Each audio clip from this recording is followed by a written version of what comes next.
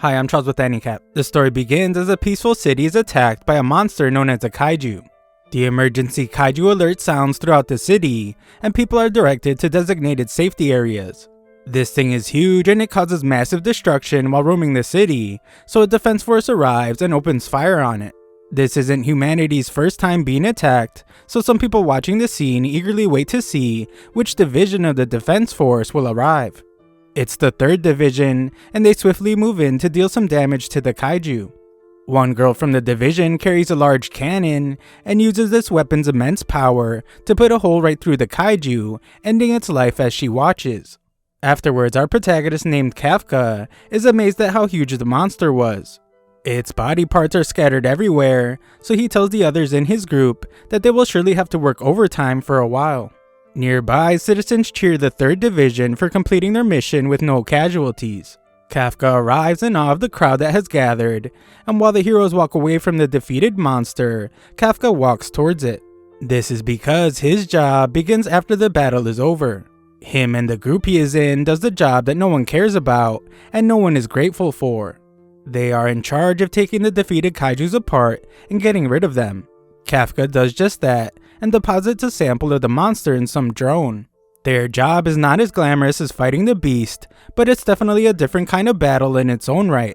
This is perfectly demonstrated when Kafka notices someone hoisting something they should not be, and it explodes, causing someone to get hurt. Luckily, Kafka has had injuries just like it before, so he handles the situation. These guys have a ton of work ahead of them, and Kafka laments how the bosses want them to clean up the gigantic mess in just 1 week. Just then, Kafka is told that he will be going to a different area, as they are short-staffed, and he is shocked to hear that he will be going to the intestines. Kafka is dragged away, so the others discuss just how bad the intestines are. Kafka arrives at the intestines and instantly loses his appetite. He is a hard worker though, so Kafka pushes through his discomfort to get the job done. That night, Kafka arrives home exhausted, and he does his best to get rid of the smell from work. A news report comes on about Division 3 and their captain named Mina. At just 27 years old, she has not just become the captain, she has managed to slay hundreds of kaiju. A look back shows that she and Kafka were friends, and she was emotional when they promised to eliminate kaiju together. Mina is incredibly popular and famous now, so there are talks of her becoming a candidate for commander of the defense force. Kafka wonders how he ended up on the opposite side of things, but the thought is too depressing, so he tries not to think about it. He reminds himself that cleaning is also an important job that helps people. On top of that, he's able to eat the foods he likes, and has an apartment that he is content with. Kafka thinks that this should be enough, and just goes to sleep. The next morning, Kafka arrives at work, where he is introduced to the part-time student that will be working with them from now on. His name is Ichikawa, and he is determined to join the defense force. Kafka's co-worker points out that Kafka had the same dream he has, but he eventually just gave up and became a veteran at the cleaning company. Ichikawa wonders why he gave up, so Kafka concedes that he realized that his abilities are limited. He tried hard, but there's always someone better. Kafka tries to have a positive attitude about it, but Ichikawa is completely serious. He declares that he will never give up for any reason, so he can't understand Kafka's logic. He doesn't want to understand either, so he just goes to get changed. Everyone thought that they would get along because of their shared dream, but Kafka is furious since he knows that there was no way to answer the kid's question without looking miserable. Kafka is forced to do some reflection, and he wonders if quitting is really that bad. They all head to work and go over the plan for the day. They decide which parts need to be preserved for research and which parts simply need to be destroyed. Ichikawa is assigned to the intestines. Kafka is glad because of the kid's attitude, but he finds that he will be assigned to intestines as well for the 2nd day in a row. He is told that it's because he's good at dealing with intestines, so Kafka vows to show everyone what he's made of. The boss points out how Kafka complains a lot, but acknowledges that he is a diligent worker. If he had passed the exam, he would have been a good defense force officer. Afterwards, Kafka is happy to see that Ichikawa was grossed out by the intestines experience, but he had it just as bad as he must keep himself from puking. Just then, Kafka notices that the kid didn't bring much to eat. Ichikawa rudely tells him that he doesn't have much of an appetite, but Kafka gives him a vitamin drink. He insists that Ichikawa eat and drink as much as he can, or else he won't be able to make it through the workday. Kafka also offers him some nose plugs. Ichikawa refuses them, but Kafka insists that it will help. At the end of the workday, everyone gets cleaned off, and one group leaves first.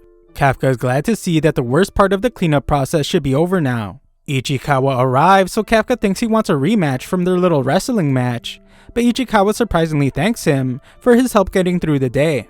Before he leaves, Ichikawa points out that the Defense Force has changed their age limit to join. It is now 33 years old. Ichikawa knows that it's none of his business, but he could tell that Kafka looked sad when he talked about the Defense Force earlier. Ichikawa tells him that he can just quit if he wants though, but Kafka thanks him and states that Ichikawa is a better person than he thought.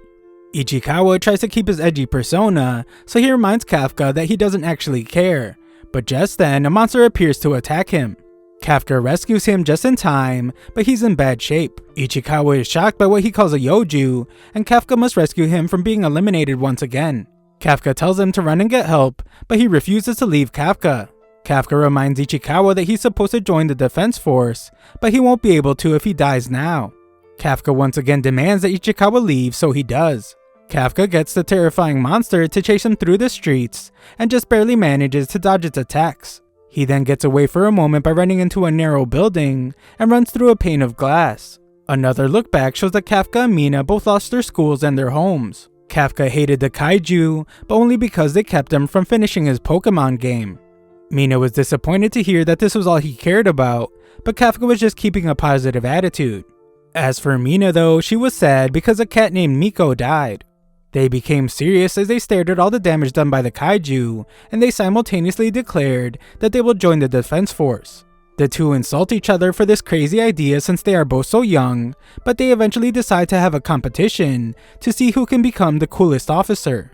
Kafka was sure that they could do it, and declared that they will eliminate all the kaiju together.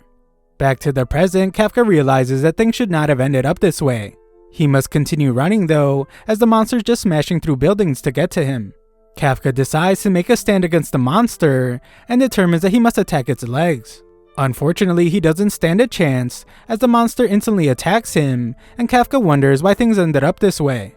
Kafka screams in agony as the monster stomps on him, and he can no longer move as his leg is broken. Kafka loses all hope as the monster's just about to consume him, but Ichikawa appears to rescue him just in time.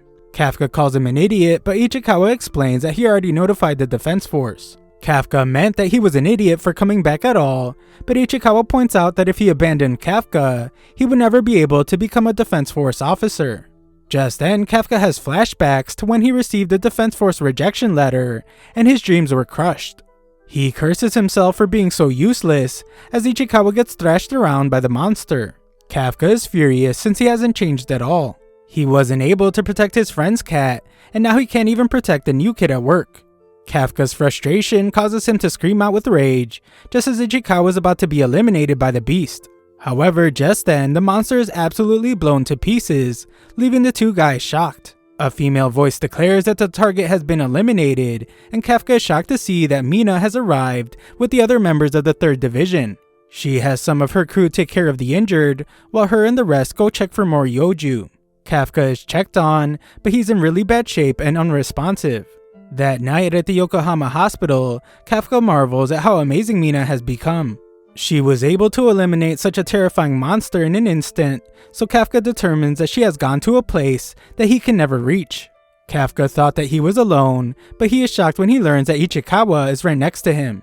Ichikawa points out that if Kafka didn't rescue him and tell him to run away, he would be dead right now. Kafka is then shocked when Ichikawa says that he is cool, and Kafka thinks about his competition with Mina to become the coolest officer. Ichikawa thinks that Kafka should be an officer, but once again declares that it's up to him. Kafka punches himself, finally snapping out of his negative mindset, as he wonders how long he was intending to turn a blind eye. He thanks Ichikawa and tells the kid that he really is a good person. Kafka still doesn't think that giving up is a bad thing, but it's definitely not good to deceive himself. He then confidently declares that he will once again aim to become a Defense Force officer. His heroic declaration is interrupted though, when he's shocked to find a monster hovering above him. This thing says that it has found him, and it shoves itself into Kafka's mouth. Ichikawa wonders if he is okay, but he's clearly not as he gasps for air and thrashes about. Ichikawa checks on him, but he is shocked to find a monster in Kafka's bed. Kafka casually looks at Ichikawa and then casually looks at his reflection. The shock eventually hits them, so Kafka tries to tell Ichikawa to calm down and that it's him. Ichikawa calms down, but some old guy arrives to call the defense force. The guys freak out as they think about what the defense force does to kaiju, so the guys panic as Ichikawa tells Kafka to run. Another look back shows Kafka telling Mina how to immobilize kaiju. She took notes as he told her that she needed to attack the legs and tie it up. Mina was scared by the thought of fighting a monster, so Kafka assured her that when the time comes, he will be by her side. Back to the present, Mina thinks about how that was a lie. Just then, Mina is informed that a kaiju was spotted at the Yokohama hospital, and she declares that she will handle it. She will dispatch along with her officers, and they will eliminate the kaiju. Another look back shows that Mina made fun of Kafka for saying that he would be right by her side when she got scared. Kafka was completely embarrassed, so he told her not to tell anyone he said that. Mina was actually really grateful, so she thanked him and agreed that there's nothing to be afraid of as long as they are together. Back to the present, Mina has assembled her division, and they prepare to head to the hospital to eliminate the kaiju that appeared there. An alarm sounds around the entire city, telling people to take shelter from the kaiju. At the hospital, the guys panic as the old man is terrified of Kafka. Ichikawa thinks they can clear up the misunderstanding if Kafka just smiles, but Kafka's smile is horrifying. It clearly doesn't work as the old man passes out.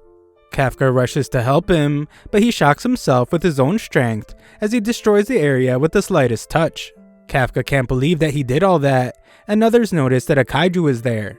Ichikawa is sure that the defense force is on their way, so they agree to leave.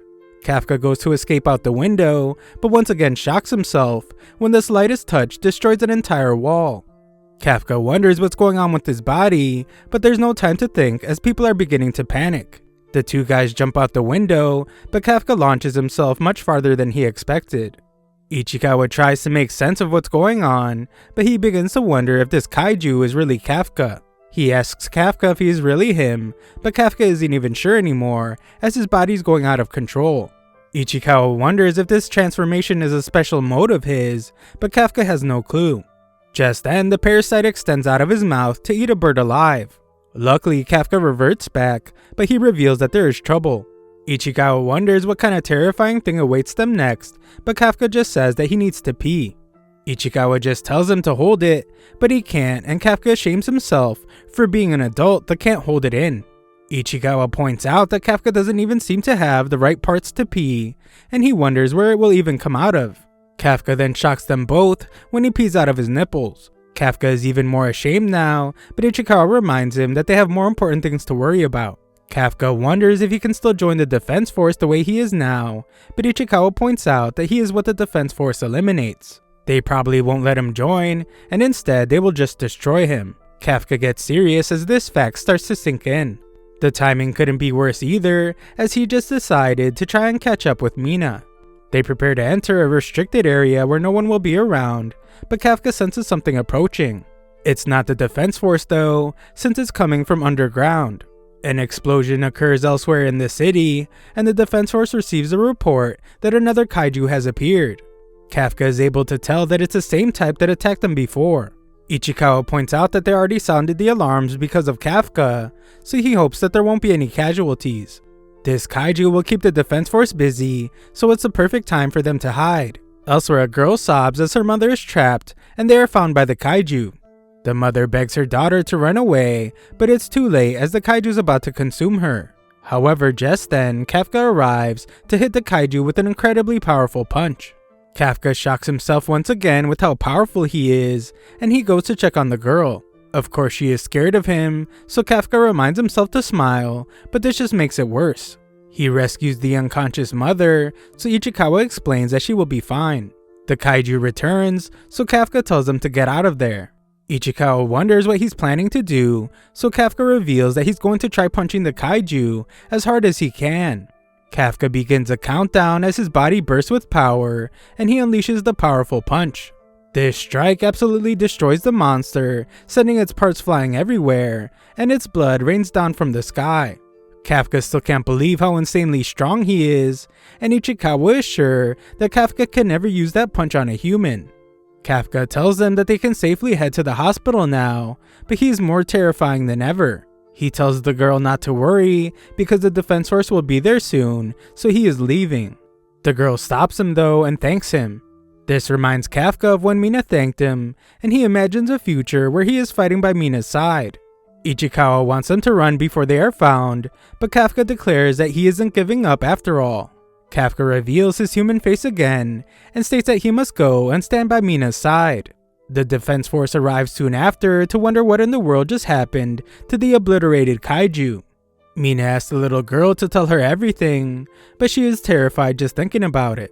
Mina tells her not to worry and promises that she will destroy all the kaiju for her. The girl gets worried for a different reason though, and Mina is shocked when the little girl wants her to promise that she won't hurt the good kaiju. She clarifies by saying it's the one that saved her mom, but Mina can't even comprehend what the little girl just said. 3 months later, a news report reveals that the defense force has given a code name to the unknown kaiju. They have a drawing of it from witness testimony, and they are calling it Kaiju number 8. All Kafka's cleaning company co-workers just assume that the kaiju is probably already dead. Ichikawa arrives at work and thinks about how Kafka became the first kaiju in history to escape the defense force. However, this means that every defense force officer in the country is looking for him now. Just then, their boss explains that Kafka and Ichikawa received something in the mail. The other guys discuss how Kafka would take an exam every year, and they always had to cheer him up after he got the results. Ichikawa checks his letter, and the others congratulate him as he passed the first round of Defense Force selection exams. On his way to give Kafka his letter, Ichikawa can't help himself, so he checks Kafka's results. He sees good news, so he rushes off excitedly. The other guys can see that this means Kafka finally passed. This will be Kafka's last chance to enter the Defense Force, so the guys are happy for him. He is finally getting his opportunity after working so hard for so long. Ichikawa excitedly tells Kafka that he passed the first round of exams, but he becomes furious when Kafka is in his kaiju form. Kafka changes back as he didn't even notice, but he doesn't fully transform. Ichikawa points out that he was just on the news, so he needs to be more careful. We then learn that they returned to the hospital shortly after the whole incident and just lied about everything. Ichikawa thought that Kafka would be more happy about the letter, but Kafka reveals that the second round is where he always fails. Ichikawa wonders if Kafka is really planning to take the next exams with this crazy body of his. Kafka assures him that no one will notice, but he still can't get his transformation right. Ichikawa points out that the first round is just a written test and some paperwork, but there will be officers everywhere during the second. This will be really dangerous, as they will eliminate Kafka on sight if they see he is a kaiju, but Kafka declares that he's taking the exam no matter what. He has been working real hard these past 3 months, and this is his last chance since he is 32 years old. Ichikawa is just as determined, so he says that no matter what happens to Kafka, he's not going to drop out either. They agree that if they're going to do it, then they're going to do it as rivals. Kafka casually goes to drink something, but he has a hard time opening his water bottle. He ends up transforming and destroying it with his immense strength, so Ichikawa takes back everything he said. The two finish arguing, and Ichikawa tells them that the other cleaners will arrive soon. Kafka is actually relieved that he passed the first round, and he declares that it's time for his revenge match against the second round of exams. 10 days later, the guys arrive at the Defense Force's Tachikawa base for the exam. Ichikawa has been to a different base on a field trip before, but this one is much bigger. This one shares the area with the Self-Defense Force garrison, so troops are everywhere. Ichikawa points out how it makes things much more dangerous, since if Kafka transforms there, then he would be eliminated within seconds. Other examinees begin arriving, so Kafka declares that it's time to go. He wants to get checked in even though they are pretty early, but some girl gets his attention by calling him an old man. Kafka points out that he is not old since he's still just 32, but she points out that that is old. She tells him to move his truck, but he states that there are tons of other parking spots. She insists though since her lucky number for the day is 5. Kafka has had enough of the annoying girl, so he declares that he will teach her some manners. Kafka is shocked when she removes her dress to reveal her suit underneath, and she declares that she will just move his vehicle herself. The guys are shocked by her suit, which seems to give her immense power, and she lifts the truck with one hand. They are horrified as she just tosses it aside, and Kafka points out that that is a company vehicle. Ichikawa wonders just who the heck she is, so she reveals that she is examinee number 216. Her name is Kikaru, and her hobby is eliminating kaiju. She tells them to remember her name, and Ichikawa is shocked when he recognizes her last name. Kikaru then turns her attention back to Kafka. She gives him a sniff and points out that he smells just like a kaiju. Ichikawa quickly explains that they are part of the kaiju disposal unit. Kikaru is then shocked when Kafka easily lifts his truck, and she assumes that he must have his own hidden power suit. Kafka introduces himself as examinee number 2032 and dramatically tells the kiddo to remember his name. His cool introduction is interrupted though when he realizes that Kikaru's butler took his parking spot. Kikaru thought the exam would be really boring, but explains that it's getting interesting. She vows to show up Kafka really bad and leaves. Ichikawa is furious with Kafka for already using his powers, but Kafka points out that he was able to only transform the part she couldn't see. They tell some guards that the loud noise was nothing, but Ichikawa tells Kafka that he will send him home if he pulls any more stunts. Kafka knows that this is his last chance to stand by Mina, so he promises himself that he won't give up this time. Moments later though, Kafka struggles really bad during the exam. He has been keeping up with his training, and he does really hard physical work every day, but he just can't keep up right now. A look back to a moment ago shows Ichikawa explaining that the second stage of the exam has two parts, a fitness test and an aptitude test. They can't change their aptitude, which means they have to get the best grades they can in the fitness test. However, Kafka's having a really hard time. He was always pretty below average, but things have gotten way worse. He is really falling behind, so he wonders if people really become this weak after turning 30. Falling behind makes Kafka think about transforming, but that would just be crazy. Unfortunately, Kafka does really poorly and receives a rank of 219 out of 225. Kikaru reveals that she ranked 5th and mocks Kafka as it didn't take long at all to show him up. Kafka thinks about how he dramatically told her to remember his name, but he wants her to forget his name now. Ichikawa is just glad that Kafka didn't use his powers, and Kafka explains that it wouldn't be fair if he did, since everyone worked so hard to get there.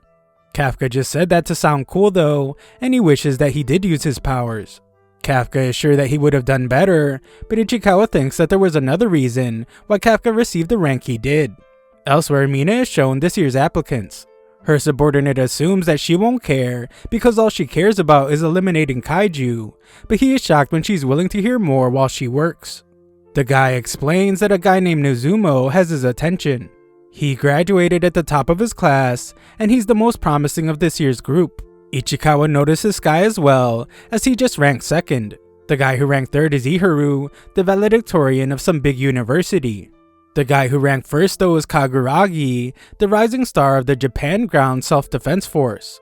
Those guys aren't the only ones, as most examinees this year are from top universities. Normally, people like them would be trying to become elite officers, not field agents.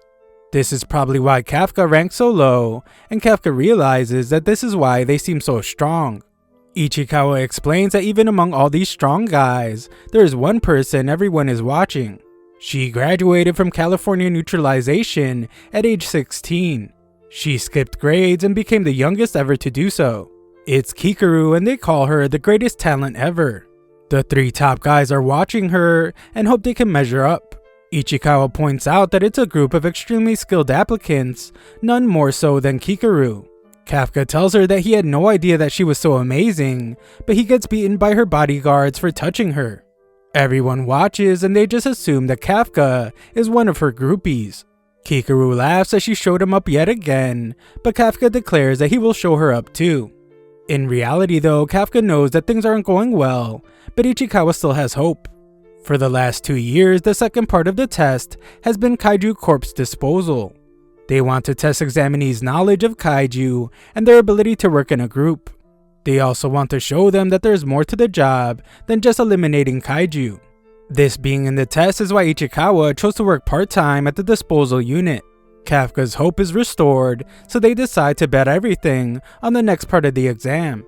They arrive at the second training area, and 3rd Division Vice Captain named Hoshina introduces himself. He explains that he will be in charge of giving them their aptitude test. In this test, they will have to find kaiju. Kafka becomes excited as he thinks that they will have to find them to simply dispose of their bodies, just like Ichikawa said, but he is shocked when Hoshina actually says that they will have to find and neutralize the kaiju. Kafka is then startled when one of these immensely powerful kaiju tries to attack Hoshina, but some security measures stop it. Kafka is still shocked, but all the top guys are clearly eager for this part of the exam. Kikaru laughs at our boy, so Kafka wonders what happened to just disposing of the bodies. Ichikawa explains that is just what happened the past 2 years, and he's disappointed too. Hoshina explains that this part of the exam is very dangerous, so they will have them do it while wearing Izumo Tech gear. Ichikawa tries it on, and is amazed as it analyzes his body measurements and adjusts its shape specifically for him. The suit becomes one with his body, and Ichikawa can even feel his muscles getting stronger. These are Demon Defense Force combat suits, and it's made from organic material taken from kaiju. It massively multiplies the combat power of its wearer. Elsewhere, Konami, the 3rd Division operator, states that she will start measuring the unleashed combat power of the ones wearing their suits. Ichikawa's combat power is 8%, Izumo is at 18%, Kagaragi is at 15%, and Ihiro is at 14%. Unleashed combat power indicates how much of the suit's power an examinee was able to draw out. Even after tons of training, it's usually around 20%, and they are lucky if they even get just one applicant a year above 10%. These 3 guys are all over 10%, so Hoshina wonders if this year will be something they have never seen before. Just then, everyone is absolutely shocked as Konami sees that Kikaru's unleashed combat power is at 46%. Everyone is in awe of her, and Hoshina thinks about how she's already at the level of a platoon leader.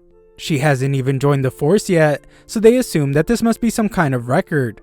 Ichikawa is down on himself for only being at 8%, but Hoshina explains that that's still pretty good for the first time. As long as the examinees don't have a 0, they will pass, and Hoshina explains that he has never even seen a 0 before. There's a first time for everything as everyone is shocked once again, but this time it's because Kafka is revealed to have an unleashed combat power of 0%. Everyone laughs at him, and Konami even wonders if there was some kind of error. Kafka tells them to just give him some more time as he's trying to squeeze out the combat power. Hoshina laughs uncontrollably though, as he points out that this isn't like using the bathroom and he can't just squeeze it out. Hoshina is really starting to like Kafka, but he assumes that he won't be able to pass the exam. Kafka figures that there might be some kind of trick to getting a higher percentage and tries hard to figure it out before the exam ends. Kikaru is getting really frustrated with him, and she just wishes that he would show the power he used in the parking lot. Hoshina then enters the room and reveals that it's time to start the final part of the exam. He explains that their targets will be 1 Hanju and 36 Yoju, and they have been placed throughout an urban training area. These kaiju caused 16 casualties in total, and they were captured alive to serve as training aids. Examinees will fight them with anti-kaiju weapons, and drones will monitor their actions. If they sense that an examinee is in danger, they will activate the shield in their suits to save them, but this will also mean that they fail the exam. The exam is extremely dangerous, so Hoshina can't guarantee that they will even survive. They will have to choose if they want to take part, so Hoshina begins the test. The examinees eagerly rush forward, but they are stunned when Kikaru jumps ahead. She quickly and easily takes down 2 Yoju, amazing everyone. Kafka declares that they need to push ahead so they don't fall behind, but Ichikawa points out that Kafka is the one holding them back. Kafka defends himself by pointing out that the weapons are very heavy without the help of the suit. He tries to make it sound cool by saying that only he, the Zero, can understand this, but Ichikawa doesn't think it's cool at all. Things are not looking good as Ichikawa points out that they don't have the offensive power that the others have. Just then, Hoshina reveals that Mina has arrived to watch the exam. Kafka remembers their challenge to see who could become the cooler Defense Force officer, and he calms himself down.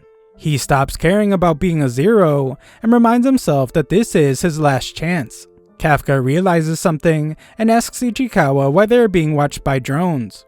If they just wanted to keep track of how many kaiju examinees eliminated, they could easily do that with sensors.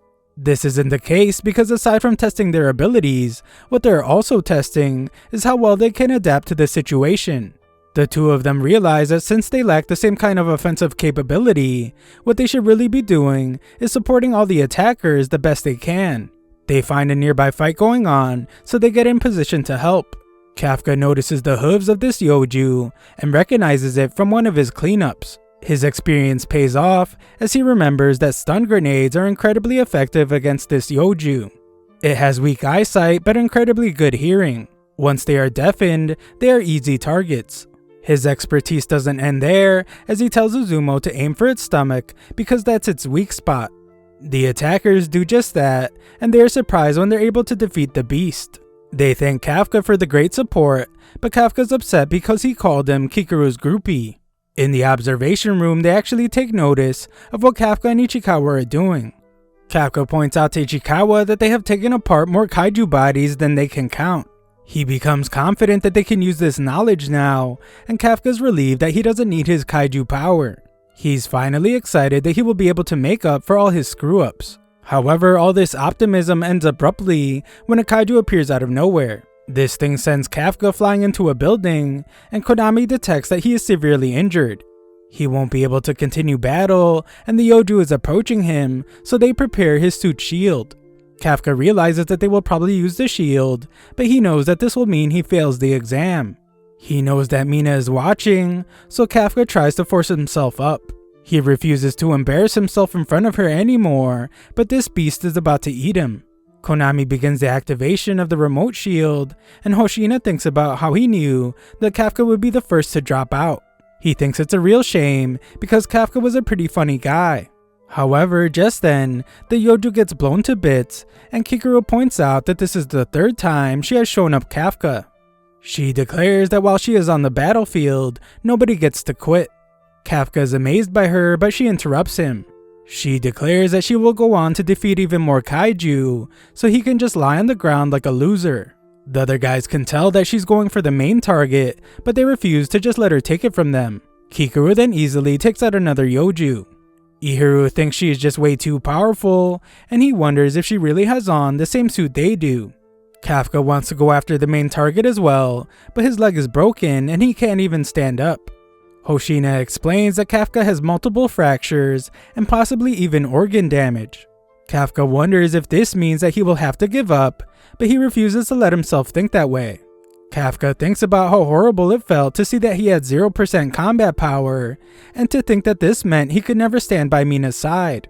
He becomes frustrated when he thinks about how only those with talent pass. Hoshina recommends that Kafka just drop out, and explains that the suit shields aren't foolproof.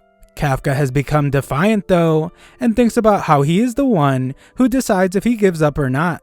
He declares that even though he is too old for dreams, and even if he looks like an idiot, he has decided to bet his entire life up to this point and chase his dreams again. As Kafka makes this declaration, everyone in the observation room is shocked to see that his combat power has gone up 0.01%. Kafka declares that this time he's not giving up no matter what, and Mina takes notice. Kafka proudly shows that he can still stand, which amazes Konami because his leg is broken. Hoshina decides to let him have his way, but warns that he will activate the shield if things look bad. Kafka tells Ichikawa to go ahead without him, since that is the deal they had, but Ichikawa decides to back him up instead. Kafka realizes that this is just the kind of guy Ichikawa is, so he accepts his help. Hoshina has a good laugh at them though, as Ichikawa carries Kafka. Ichikawa admits that he's really embarrassed, but the two of them are really determined. Kafka's broken bones are hurting him a lot, so Ichikawa will act as their legs, and Kafka will use all his knowledge to handle the attacking. Hoshina just wants to pass the two of them already because they provide amazing comedy relief. Kafka instructs Ichikawa to follow Kikuru, and he is amazed by his friend's speed. Kikuru is busy forcing everyone to eat her dust while she defeats a bunch of kaiju, so Ichikawa tells Kafka to be ready to support her when they catch up to her. All the guys watch as Kikuru does her thing, and they are disappointed that she won't even let them help. Konami announces that Kikuru has eliminated the last Yoju in the area, and is already engaging the Hanju. Kikuru uses a grenade to get the beast all riled up, and she uses this moment to get in the perfect position to annihilate it. Kikuru calmly says that this is the last one as she slowly pulls the trigger, and this makes Hoshina smirk as she fires into the monster. Konami is stunned as she announces that the Hanju is defeated and the final stage of the exam is complete. Our boys are of course shocked as they didn't get to help, and Kafka declares that Kikuru is just too fast. Konami now just needs to bring back the drones and send medics for the injured. Hoshina is surprised that the exam ended so quickly, even though it took so much time to set up. Mina is impressed that Kikuru is even more powerful than they say, and Hoshina is shocked that Kikuru was even powerful enough to catch Mina's eye. It was expected that at least 30 people would drop out, but none did, and Hoshina is sure that it was because of Kikuru. This performance is to be expected though, of director Shinomiya's daughter. Hoshina is sure that she will be a big shot in the defense force, and a ray of hope for the entire country. Back at the exam, Kikuru just hopes that she was able to make her father proud by being perfect on the battlefield. Kikuru relaxes as she decides to go laugh at Kafka some more, but a strange being shockingly appears behind her and instantly causes massive damage. Just then, everyone is horrified as all the fallen kaiju start moving again. Kikuru was just barely able to protect her heart by focusing her entire shield on a single point, but she decides that she can still fight. She is stunned when the mysterious monster is able to talk, and it wonders how she can still move. Kikuru determines that it's a kaiju, but she is shocked to see that it's intelligent. Kikuru decides to attack it, but this monster instantly strikes her several times. Kikuru screams in agony, and Konami is shocked to see her vitals drop. They have no clue what's going on, but they are detecting life signals from the kaiju that were already eliminated. What's most shocking though is that the estimated fortitude of the revived Hanju is a 6.4. This is much more powerful than before, and Hoshina thinks about how an entire company is needed to take down a kaiju of that level. There are not many people capable of taking that thing down fast. Just then, Mina tells Konami to activate all remote shields for the examinees and send back some of the drones. Hoshina thinks about how luckily the two of them are some of the people capable enough to defeat this Hanju, so they head out. Examinees are instructed to evacuate, but Kikuru refuses. She thinks that a lot of people will lose their lives if she doesn't stop this thing herself. She uses the suit to stop the bleeding and determines that she can still fight. Just then, Kikuru thinks of her father's words when he told her to be perfect for their nation. Kikuru now demands perfection from herself, but she is easily knocked to the side by the Hanju. She can barely even move now, but she still refuses to lose. A look into the past shows that Kikuru was proud to receive the top grade in class. All the students around her of course didn't do as well, but their parents were at least there to celebrate with them. Kikuru tried to stay positive though, as her butler assured her that her father would be home that day and he would surely be pleased with her score.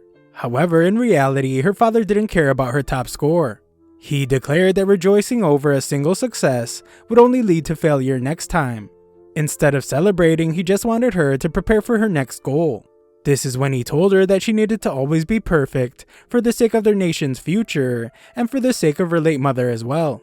Her father's words still weigh on her till this day, so she fights back. He always told her to never stop moving forward and to never let anyone be better than her. So now she refuses to lose. Even with just one arm, as long as she can move, she will fight. Unfortunately for her, she has just suffered too much damage, and she must once again scream from the unbearable pain. Just then, one of the drones spots the Hanju, and Konami is shocked to see that its severed offensive uni organ has regenerated. Hoshina gets really worried as Konami determines that it's gathering energy for an attack. Hoshina and Mina are rushing to the site, but he is unsure if they will make it in time. The beast prepares this immense attack, and Kikuru comes to the conclusion that she is done for. She apologizes to her father for not being perfect and begins to cry. The Hanju prepares to release its attack, but Kikuru is shocked when Kafka appears to tell her that she did a great job. Kikuru is absolutely stunned as she can't understand why he's there, and the monster's attack strikes them. Of course, Kikuru is even more stunned when they are not harmed, and Kafka begins to transform. Kafka explains that she did a good job buying time for everyone to evacuate, so she can just leave the rest to him. Elsewhere, everyone evacuates frantically. Kaguragi uses flares though to organize the evacuation, which impresses Nozumo. A look back to just moments ago shows that Kafka and Ichikawa were told to evacuate. They were instructed not to go back as Kikuru was fighting the revived Hanju. Ichikawa was ready to evacuate, but Kafka had already disappeared. Ichikawa hoped that Kafka wasn't crazy enough to transform, since he was sure that he would be eliminated on the spot if he did. As Ichikawa rushes to the site, he realizes that Kafka definitely is crazy enough to transform, since he doesn't hesitate in these kinds of situations. Back with Kikuru, she's absolutely stunned by Kafka's transformation, and she can't understand how he could be a kaiju. Kafka shows that he's just his normal self, as he begs her not to tell the defense force. Just then, Kikuru is terrified, as the Hanju uses its immensely powerful attack again, but Kafka easily deflects it. Kafka promises to tell her everything in a moment, as he only needs 1 second to eliminate the beast. Just then, Konami detects a mysterious ultra-powerful energy source near the Hanju. The explosion knocked out their comms, so they have no visual. They do have a reading on its fortitude, but Konami refuses to believe that it's real. This mysterious beast supposedly has a fortitude of 9.8. Hoshina says that's impossible, and just assumes that the explosion must have scrambled the measurement system. It's impossible because if it were true, then this would be one of the most powerful kaiju in history. Kafka powers up like the insanely powerful beast he is. He apologizes to the Hanju as he is simply running out of time, and he must end things with one punch. Kikuru then watches in utter amazement as Kafka's punch meets the Hanju's punch, and the Hanju is blown to bits. Kikuru's shock is written all over her face, and the Hanju's body parts get scattered everywhere. Kafka is pleased with his work, and tells the monster to try to come back to life after his attack. The thing starts moving again though, so Kafka begs it to stop, as he was just joking. The monster really is defeated though, and Kikuru can only wonder just who this guy is. Kafka saves her from another attacking Yoju, and reveals his face. He assures her that she is safe now, but scolds her for putting herself in so much danger. Soon enough, Kafka's the one being scolded as Ichikawa arrives. Kafka explains that he was only planning to transform part of his body, but he had to change the plan when he saw the Hanju. Ichikawa still scolds him, but the argument ends when Kikuru passes out. Soon after, Mina and Hoshina arrive at the scene, but they can't imagine what could have caused this much damage to the Hanju. Just then, Konami reports that Kikuru, Ichikawa, and Kafka have made it out, which means that the evacuation is complete. Hoshina admits that Kikuru is incredibly strong, but there is no way she could have obliterated the Hanju like this. Mina points out that between the kaiju coming back to life and this blast area, there's a lot they don't understand. Mina then issues an order for an investigation unit to inspect the area, while she and Hoshina wipe out the remaining Yoju. Hoshina realizes that this blast is similar to what they saw 3 months ago, and he wonders if they are connected. Later, we see that Kafka is back in another hospital. Ichikawa explains that Kikuru is recovering as well, as they are using the Defense Force's best technology to treat her. Kafka reflects on the exam, which reminded him how difficult it is to compete against incredible people. It also reminded him that chasing your dreams means there's always someone out there who's beating you at the things you care about the most. Most importantly though, he remembered that you get so excited that you don't even care. Kafka's glad that he decided to take the exam again, and he thanks Ichikawa for encouraging him. Just then, Mina surprisingly appears and simply thanks them for carrying Kikuru to the shelter. She leaves just as fast as she appeared, so Kafka almost calls out to her. He stops himself though, as it's not the right time, and he would rather wait to talk to her after he becomes an officer. He's more confident than ever that this will happen, and he makes a silent promise in his mind, telling her to just watch. Nearby, Kikuru has a nightmare about failing to be perfect for her father. She wakes up to wonder if her father has arrived, but it's just Hoshina. He explains that there were no casualties, and it was all thanks to her defeating the Hanju. Her shock from hearing this makes him wonder if she was not the one that defeated it. Kikuru remembers what Kafka said, so she declares that she was the one that eliminated the Hanju. That night, a news report explains what happened at the exam, and reveals that while many were injured, there were no fatalities.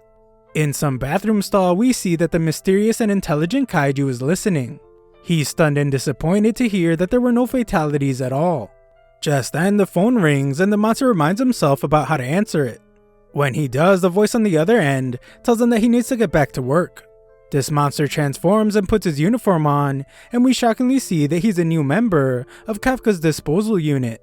Everyone hopes that Kafka and Ichikawa are okay after the exam incident, and the new guy ominously hides his transformation. At the hospital, Ichikawa states that Kafka is starting to look like a man that everyone can depend on. However, when they go back to work, he takes it all back. Kafka is terrified, and he blames Ichikawa for encouraging him to take the exam again.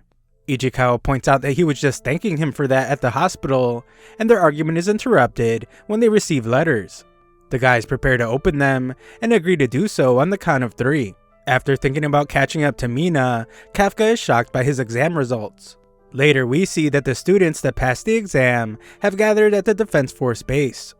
The guys notice that Kikuru's groupie isn't there, but they aren't surprised by any of the results. The room goes silent as Kikuru enters the room, and we learn that she received the top score. Nezumo thought that he would rank first before the exam, but he guesses that they will just have to fight for second place now. Kaguragi doesn't think this way at all though, as he points out that he scored the highest on the fitness exam. He will let Nezumo aim for number 2, as he still plans to aim for number 1. Ihiro introduces himself to Ichikawa and wonders where the old guy is. He assumes that Kafka didn't pass, and Ichikawa just gets a worried look on his face. Just then, Mina arrives to begin the introduction ceremony, and Kikuru is chosen to speak on behalf of the incoming class. The 27 of them are now considered officers of the Defense Force, and Kikuru declares that they will lay down their lives for the cause.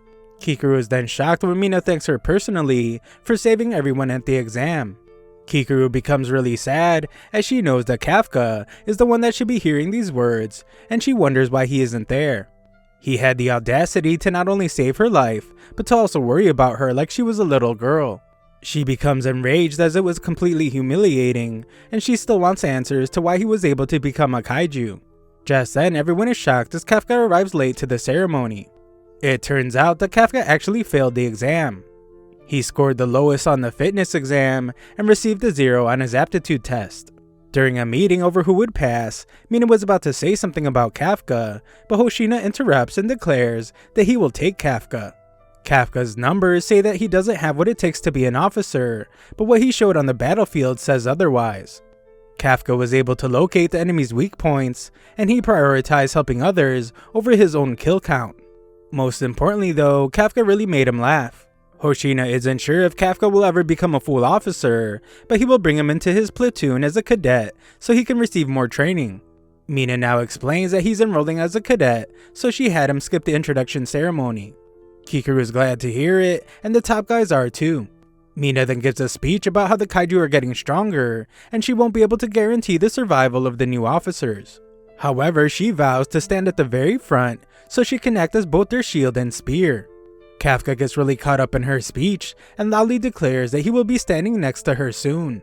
Everyone is shocked as they call him crazy for calling the captain by her first name. For speaking out of turn, Mina tells him that he owes her 100 push-ups, but he thinks about how it was an accident. Hoshina laughs uncontrollably and points out that Kafka is already back at his funny ways. Mina leaves, but Hoshina wonders if he just saw her smile a little bit. Konami can't believe that Kafka's already bringing the comedy, but Hoshina explains that this place can get pretty gloomy and they need a guy like him. However, Hoshina secretly has another reason for keeping Kafka around. He noticed something strange when they detected the 9.8 fortified kaiju. Hoshina still believes that it was just a busted sensor, but what he noticed is that someone's vitals stopped coming in at the same time. This person was Kafka, so Hoshina thinks that there's something strange about him. He has decided to keep Kafka close so he can find out what that something is. Down below, everyone cheers on the old dude as he completes the 100 push-ups. Kikuru wants to speak with him, so the guys assume that she wants to confess her love. She denies that, so Kafka assumes that it's one of those meet me after school behind the gym kind of things. Kikuru denies that as well and just tells him to come with her. He does, and Kikuru is shocked when Kafka reveals that a kaiju forced itself into his mouth. Kafka wonders if he can just tell the Defense Force the truth, as they might be able to cure him. Kikuru is sure that it's a terrible idea, since if they don't eliminate him on the spot, they will surely make him spend the rest of his life being tested and having experiments done on him. Even worse, she has heard a rumor about what they do with kaijus powerful enough to get a number.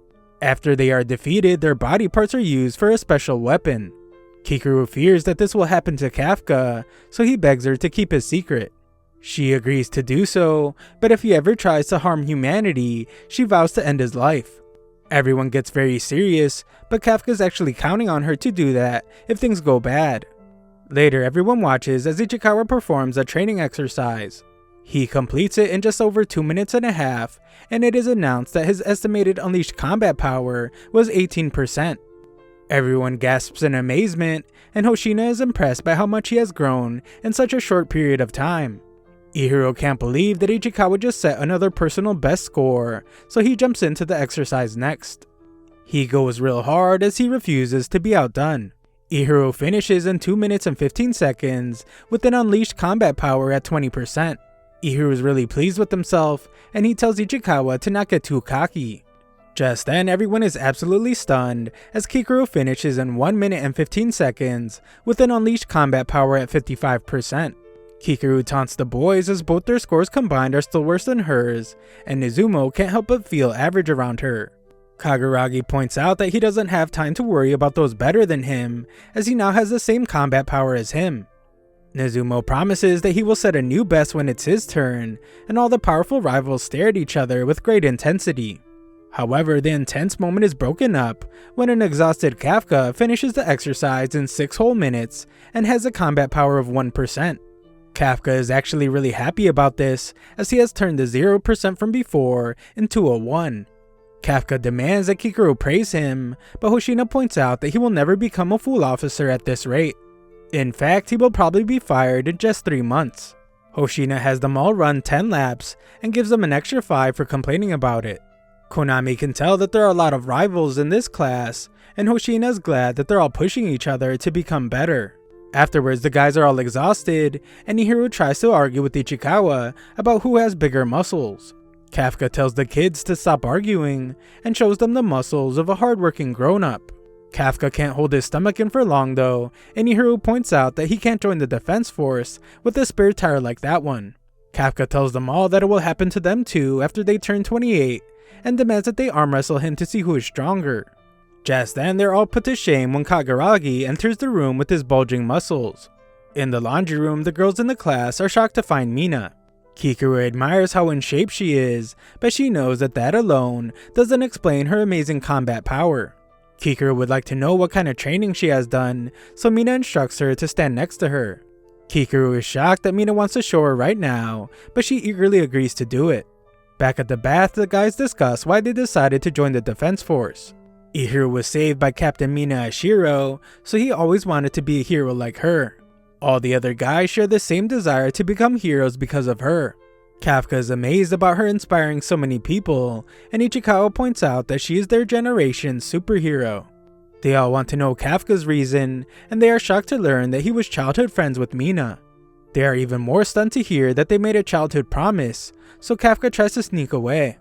The guys stop him though, and demand to hear the rest of his story. After the girls' bath, Kikuru wonders if something happened to the guys, as they don't look too good. It turns out that they were so caught up in conversation that they stayed in the bath too long. They were talking about Mina, so Kikuru just calls them stupid boys. The class would then go on to do even more training exercises. There were a lot of times of tension, but it's pretty clear that they were forming a bond together. They were doing practically everything together and growing stronger as a team. Kafka would one day fall behind during a run, but his buddy Ichikawa was there to help him keep going. One night, Kafka refuses to sleep as he knows that he must work twice as hard as everyone else. Hoshina surprises him and points out that sleep is pretty important too. Kafka refuses to let himself get tired, and Hoshina wonders if he's doing it all for Mina. Kafka can't believe that he knows about that, so Hoshina tells him that he should assume that every word he says in the dorm is being recorded. Kafka declares that he made a promise to fight by her side, but Hoshina points out that that could be interpreted as Kafka trying to steal his spot as Mina's vice captain. Kafka hesitates for a moment, but confidently declares that that is what he intends to do, and he will do his best to make it happen. Hoshina seems annoyed, but he allows Kafka to have 2 more hours for studying. Before he leaves though, Hoshina declares that he will not let Kafka have his spot next to Mina. Kafka thanks him anyway, but Hoshina warns him not to get too close to the other officers. This is because anything could happen at any time. Just then, an alarm sounds and everyone wakes up. This is exactly what Hoshina was warning him about, and he tells Kafka to get ready for his first mission. Konami gives Mina a status report and informs her that the surrounding area is being evacuated. It is quite the ordeal as tons of people wait to board some buses. The defense force is working with another group that is currently constructing a command post nearby. As for the Hanju that appeared, it came from underground and has grown even larger. The appearance of the Hanju has been followed by the appearance of a large number of Yoju. Mina declares that she will handle the Hanju herself, and she picks a spot to snipe from. Mina wishes luck to everyone, and they head out. Hoshina declares that it's time to hunt some kaiju, and Ichikawa tries to wrap his mind around how this is their first mission.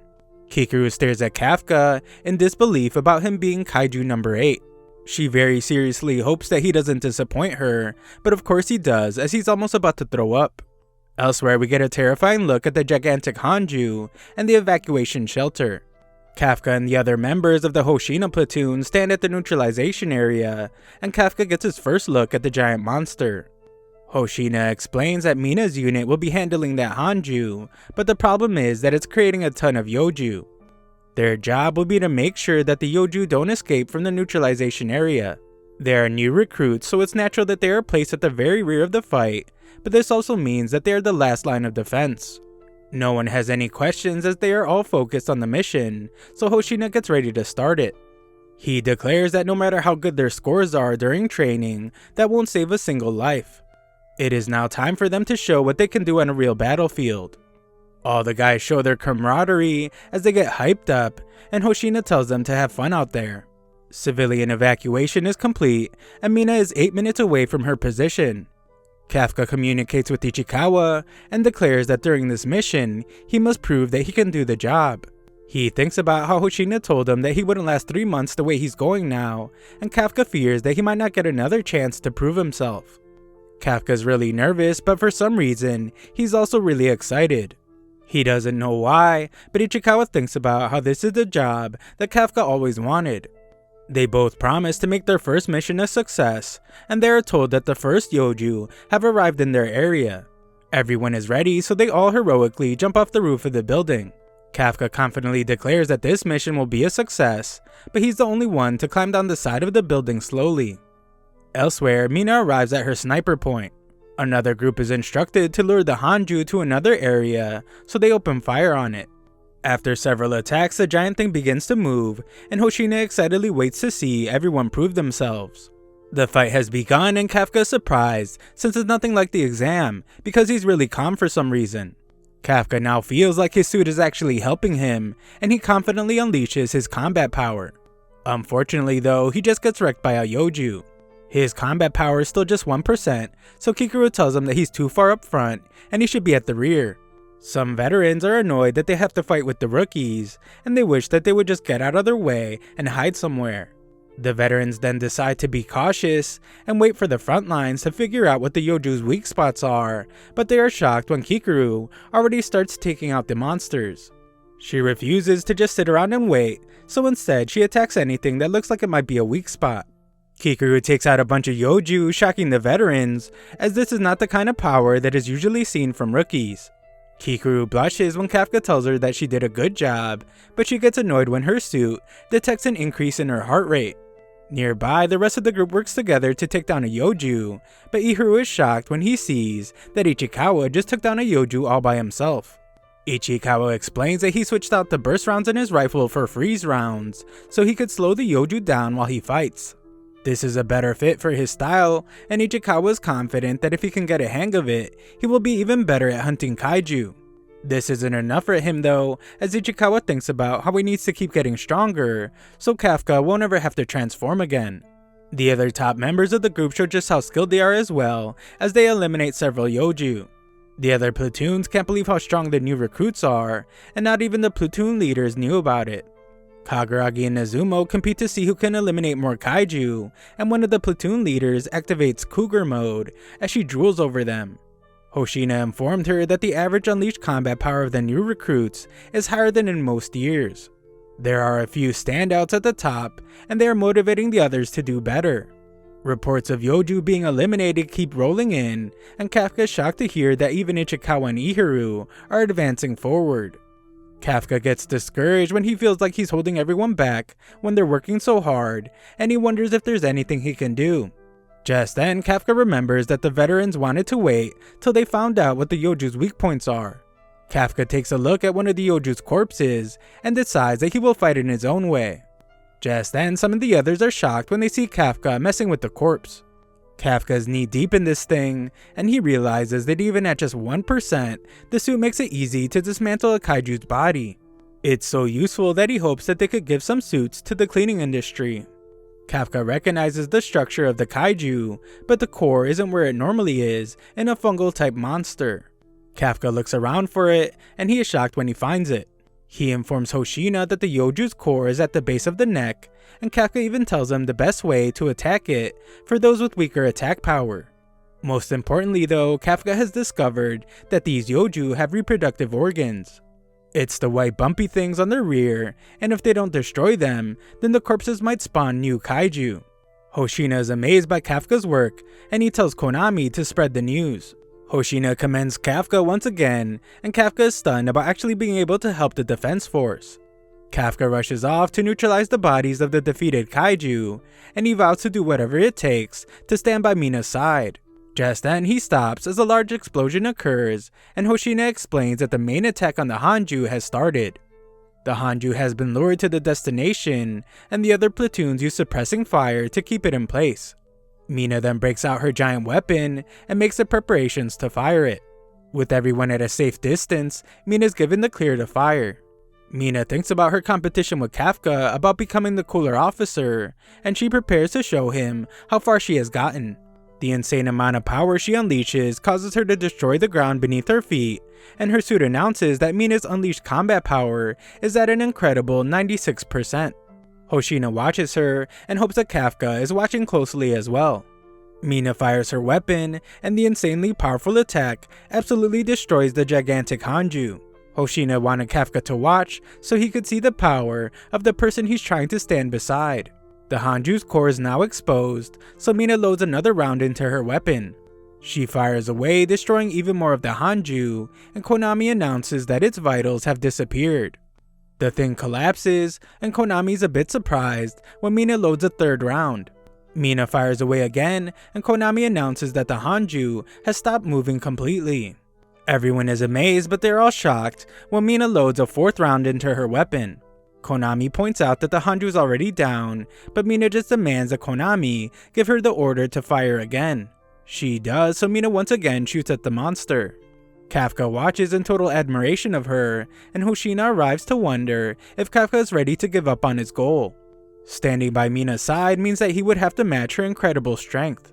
Hoshina admits that not even he could do that. His combat power is not as good as hers when it comes to long-range weapons, so he can't take down the big boys like she can. The story is completely different, however, when it comes to small and mid-sized kaiju.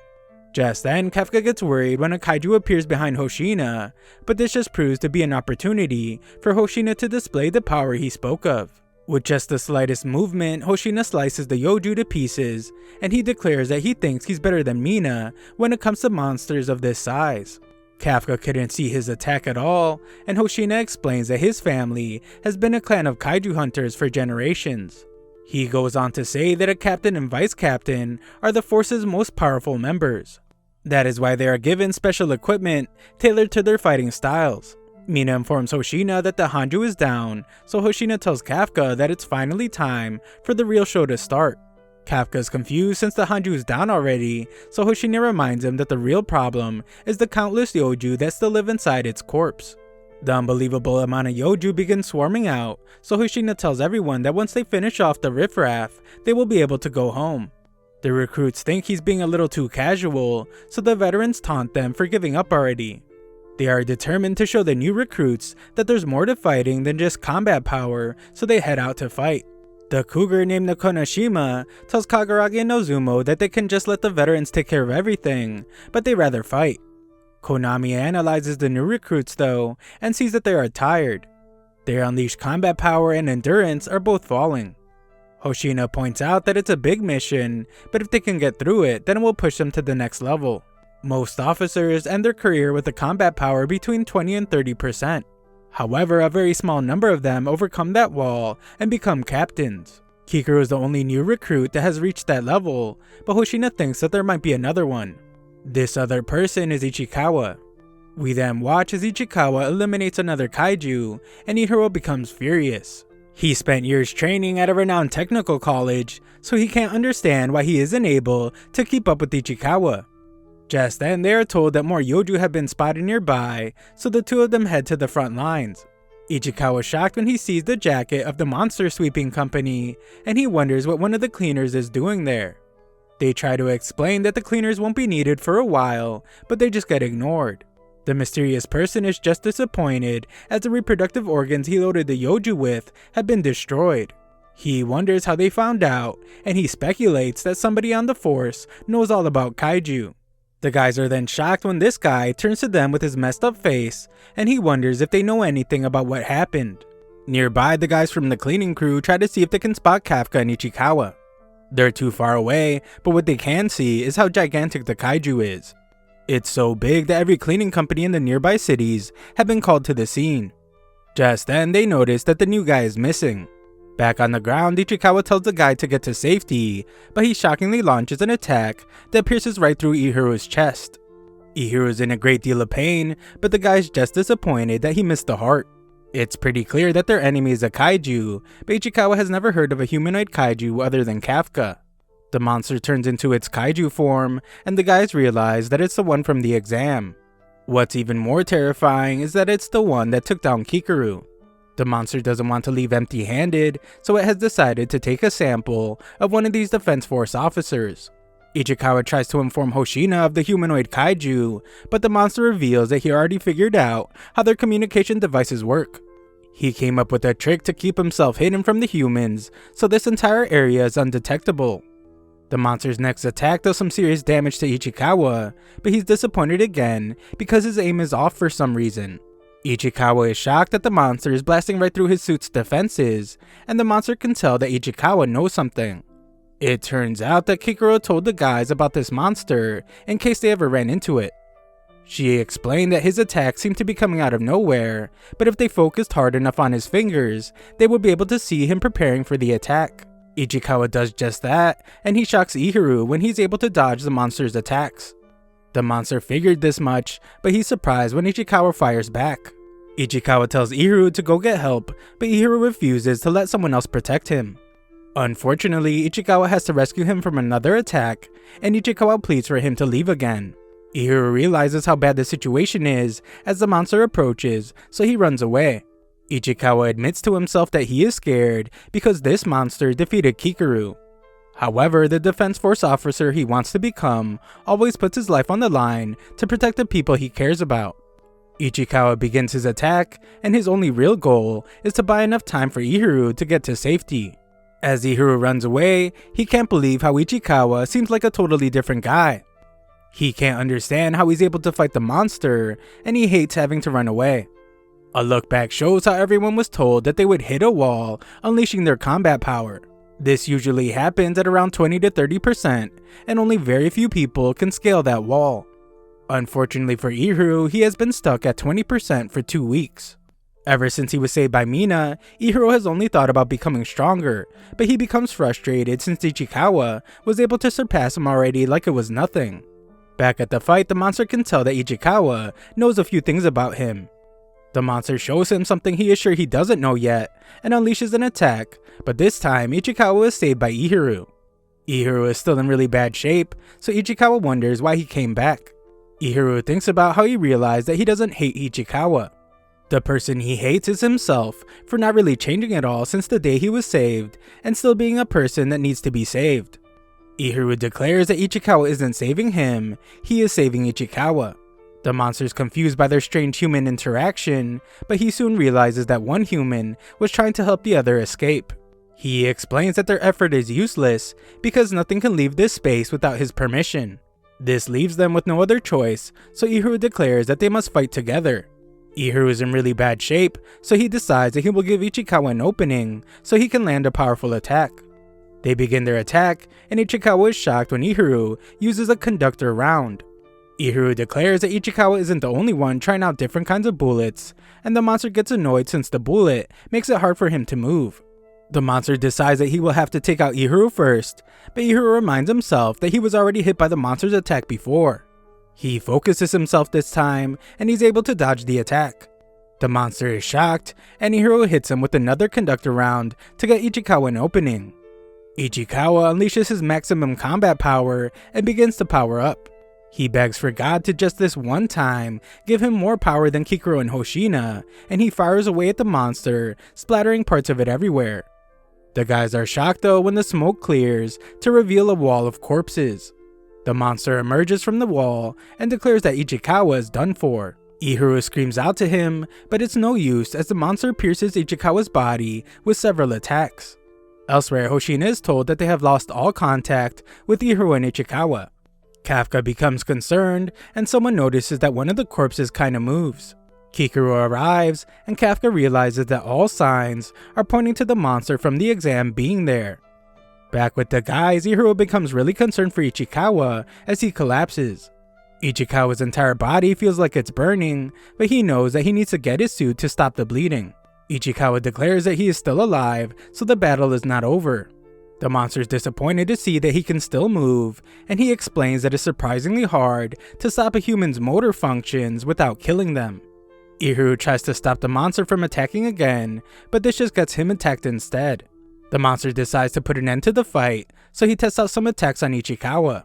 Ichikawa screams in agony, but he can still move, so the monster tries out attacking different spots on his body. Ichikawa screams even more, and Ihiro becomes furious. His comrade is being attacked right in front of him, and there's nothing he can do. Ihiro hates to admit it, but he acknowledges that Ichikawa is amazing.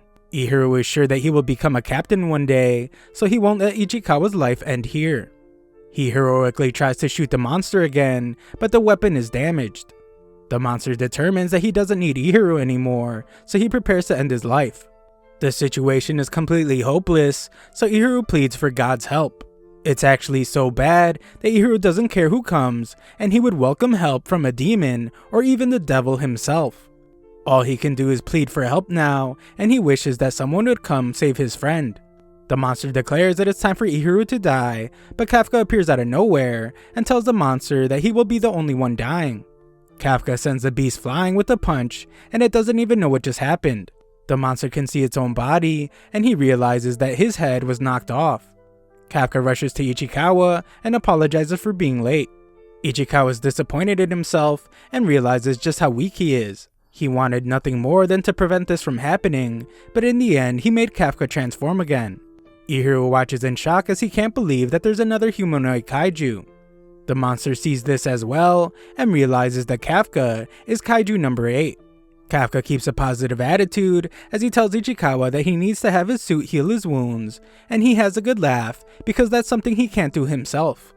Ichikawa just wants Kafka to be careful, so Kafka just says to let him handle the monster. Ichikawa is still concerned though, as he has a bad feeling about this. The monster wonders why another kaiju is getting in his way, and he admits that kaiju number 8 is much stronger than he thought he would be. Because of this, he would like Kafka's corpse so he can use it. Just then, the monster sends a shot right through Kafka, and Ichikawa is shocked that it managed to hurt Kafka in his kaiju form. The monster realizes that it will take much more than that to eliminate Kafka, so he powers up a much more powerful attack. Ihiro is shocked when he realizes that the monster wasn't taking them seriously at all, and Ichikawa tells Kafka to run away. Kafka doesn't listen though, and just gets really angry when he realizes how much pain the monster was causing his friends. Everyone is shocked when Kafka's rage causes him to release a ton of power from just his voice, and he's able to deflect all the monster's attacks with a scream. Kafka then unleashes a barrage of attacks, and the monster prepares to protect himself with his wall of corpses.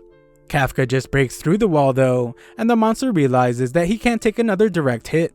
He desperately tries to protect himself, but he is shocked that Kafka's pushing him back. This is incredibly abnormal, and the damage he has taken is taking too long to repair. The monster becomes confused by Kafka's dominance, so he decides that he must retreat. Unfortunately, he quickly realizes that there's no time to retreat. Kafka mounts himself to the ground to brace himself for his next attack, and he points out that the monster's core is in its torso. He tells the monster to brace himself as he's about to punch a hole right through him. The monster realizes that it's in a really bad spot, and Kafka does as promised by unleashing an attack so powerful that it sends the monster across the city. The monster's practically falling apart now, and it realizes that its core is completely exposed. Kafka declares that this fight is over, but he's interrupted. Some members of the defense force arrive, and they announce to everyone that they have discovered a humanoid kaiju. Elsewhere, Kikuru fights and defeats another kaiju. She thinks about how Kafka told her that he was going to find Ichikawa and Ihiru. She didn't think he would be able to find them since all contact was lost with them, but Kafka assumed that they were with the monster. He's able to sense monsters nearby, so he left Kikuru to handle things while he was gone. Just then, Kikuru overhears that a humanoid kaiju has been discovered. It matches the description of kaiju number 8, so Hoshina sends a neutralization unit to its location, and Kikuru calls Kafka an idiot. Back with Kafka, the monster uses the tense moment to get away. He declares that he knows how kaiju number 8 works now, so he will kill him the next time they meet. The monster attacks the defense force officers, but Kafka protects them. The monster is surprised that Kafka behaves like a human, even though he's a kaiju, and he vows that they will meet again one day. Kafka refuses to be caught, so he launches himself into the air to get away. He's disappointed that the monster got away, but he's glad to have rescued his friends. Just when Kafka thinks he got away, he is shocked when he is found by Hoshina. Hoshina declares to everyone that he has made contact with kaiju number 8, and everyone is stunned. Hoshina is upset because he thinks that kaiju number 8 was the one that hurt his men. Ichikawa overhears this, and he wishes that he could tell Hoshina that kaiju number 8 is actually their comrade. He can't though, so Hoshina begins to attack Kafka. His attacks are incredibly dangerous, and they push Kafka back. Kafka realizes that Hoshina wasn't lying before, he really is good at fighting smaller kaiju. Hoshina can tell that kaiju number 8 is pretty strong because he survived his attacks, but Hoshina decides that it's time to stop messing around. Kafka has only seen Hoshina with a grin on his face, so he's taken aback when he sees what Hoshina looks like when he is eliminating kaiju. Hoshina's suit begins to pulse with power, and he requests permission to remove his limiter. Permission is granted, and his suit announces that his unleashed combat power is now at 92%. Hoshina gets into his attacking stance and declares that he will be the one to neutralize kaiju number 8. Kafka isn't sure about what he should do since he doesn't want to use his powerful fist attack against Hoshina. He doesn't have much time to think at all though, as Hoshina has begun his attack. Kafka realizes that he won't be able to survive if he holds back, especially because Hoshina is so quick that Kafka can't harden his body fast enough to protect himself. Hoshina is not as strong as the humanoid kaiju, but he's definitely faster. Kafka was amazed by Kikuru's speed, but Hoshina is clearly on another level. Hoshina lands a devastating attack, and Kafka wonders if Hoshina is using an attack that he can't see. Hoshina announces that he has located kaiju number 8's core, and Kafka heals himself. Hoshina doesn't move like a human, but Kafka reminds himself that he isn't a normal human either. The problem is that regenerating uses a lot of stamina, so he can't take any more hits. As Hoshina continues his attack, he thinks about how kaiju number 8 has a fortitude of at least an 8, and this would make him a Daikaiju. However, this fight is giving him a strange feeling. Hoshina decides to ignore that, and he powers up an attack. This double attack is too fast to dodge, and Kafka quickly realizes that it was just a decoy. It's really a triple attack, and Hoshina plunges his blade into Kafka. He is shocked though when his blade gets stuck, and Kafka blocked there because he knew that Hoshina would go for his core. Hoshina is terrified when Kafka prepares a punch, but he just manages to escape it. Hoshina is disappointed though when he sees that kaiju number 8 got away, and he reports that to everyone. Nearby, Kikuru thinks about how monstrous kaiju number 8 is, and she wonders if it's really okay for her to believe in him. However, she becomes really happy when Kafka returns to her. Kikuru denies being worried about him and prepares to scold him, but she rushes to catch him when he begins to collapse. He apologizes for letting the kaiju that hurt her get away, but she blushes and says that she will eliminate it herself. Kafka heroically leaves to find Ichikawa, but Kikuru points out that there's nothing he can do for him. He will be fine anyway, since the defense force has started using kaiju regeneration in their technology. She finally scolds Kafka by pointing out that he needs to worry about himself. Everyone knows that he made contact with Hoshina, and they could easily find a clue that leads straight to him. Elsewhere, Mina says that she has never seen Hoshina so upset, and she takes a picture to remember it by. Mina is then shocked to hear that Hoshina considers kaiju number 8 to be so powerful that he would be classified as a Daikaiju. This would be the first one in 5 years, but kaiju number 8 has not caused any casualties. He doesn't attack people indiscriminately, which is why Hoshina felt so strange fighting him. Hoshina realized that Kaiju number 8 actually attacked his weapon instead of him, but he doesn't know why. Also, Kaiju number 8's movements made Hoshina feel like he was fighting a human rather than a kaiju. Mina instructs Hoshina to get some rest and declares that regardless of what kind of kaiju it is, it's their job to eliminate it. Just then, they are told that the humanoid kaiju that first attacked was the same one from the exam. The two captains are then horrified when it is revealed that when the kaiju was first found, it was in a human form. Elsewhere, we see the kaiju limping in the middle of a street. Some guy tells him to get out of the way, but he gets confused when he gets pointed at. The guy demands some answers, but this just gets him devoured by the kaiju. The monster listens to the radio as the news reports that he has been designated by the Defense Force as a long-term neutralization target. He has also been given the codename Kaiju number 9. Kaiju number 9 only cares about eliminating Kaiju number 8, but he must remain hidden until he gets used to his new human body. At the hospital, Kafka's glad to see Ichikawa wake up. Ichikawa's glad to see that Kafka's okay, but Kafka declares that that's his line. Ichikawa then thanks Kafka for saving him, but his two friends are horrified by these words. Ichikawa can't figure out why, but he is then shocked when he sees that Ihiro is right there. Ihiro wonders why he's thanking Kafka because Kaiju number 8 was the one that saved them. Kikuro cleans it all up by saying that Kafka found out about the reproductive organs on the kaiju. Ihiro falls for it and thanks Kafka for that too. He wonders why Kaiju number 8 saved them in the first place, and thinks about how he was actually pretty cool. Ihiro wonders why Kafka is blushing, so Kikuro explains it away by pointing out how Kafka always has the same dumb look on his face. Later, a celebration is held for Ichikawa and Ihiro because they were just released from the hospital. Just then, Kafka is shocked when the very serious chef arrives with a 6th grade Japanese Wagyu beef. This is way over the top, but it's because Izumo organized the celebration. His family is even wealthier than Kikuru's because they own the company that makes the Defense Force suits. Hoshina makes a toast and tells them all that they did a great job on their first mission. It's pretty rare for them to all get a break at the same time, so he tells them to enjoy it. They do, and Ichikawa has never seen everyone so happy. Hoshina tells them not to speak so soon, as the real show hasn't even started yet.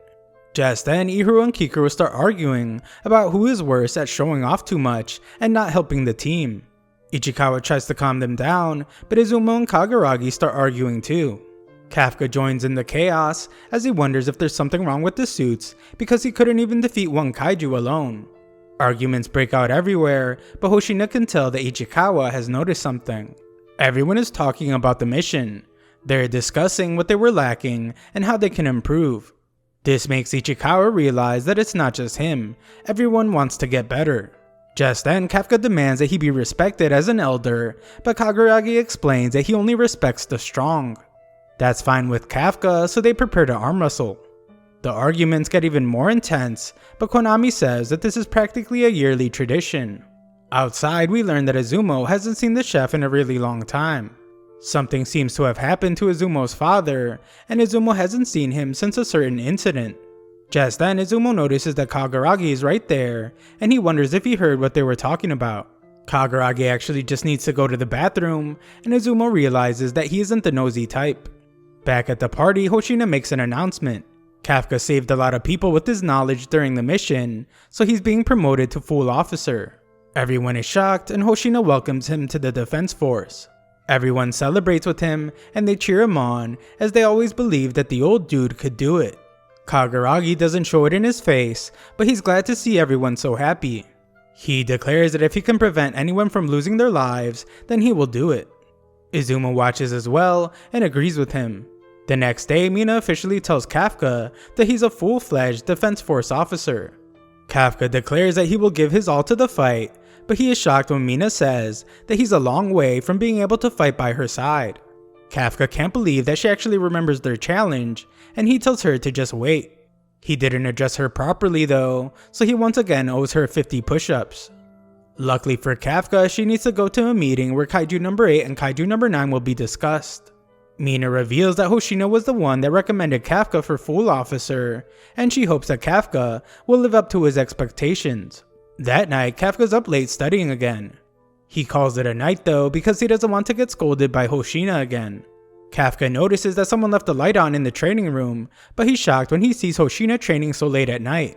Hoshina moves at incredible speed, and Kafka realizes that Hoshina is doing mental imagery training. It's not just any kind of training though, because Hoshina is recreating the battle he had against Kaiju Kafka. Kafka's shock gets Hoshina's attention, so Hoshina explains that he's working out a strategy for Kaiju number 8. That way he can slice him in half with a single strike the next time he sees him. This of course terrifies Kafka, and Hoshina says that he could have sliced Kaiju number 8's head off if he just did one thing differently.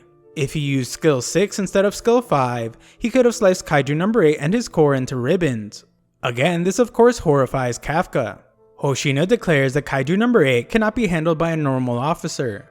Kaiju number 9 is just as strong, so Hoshina has decided that he must be the one to take them both down. This amazes Kafka since Hoshina isn't just trying to keep civilians safe, he's also trying to keep his platoon's officers safe too. In his admiration, Kafka declares that he will do his best to help in the fight.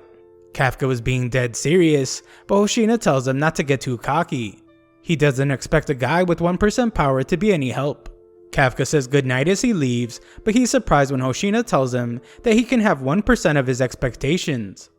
The two call it a night, but we see that a group of terrifying kaiju are in the sky. They're under the command of some powerful looking monster, and he instructs the kaiju to begin their descent. Thanks for watching my recap. Subscribe to the channel to help us make the push to 700,000 subscribers.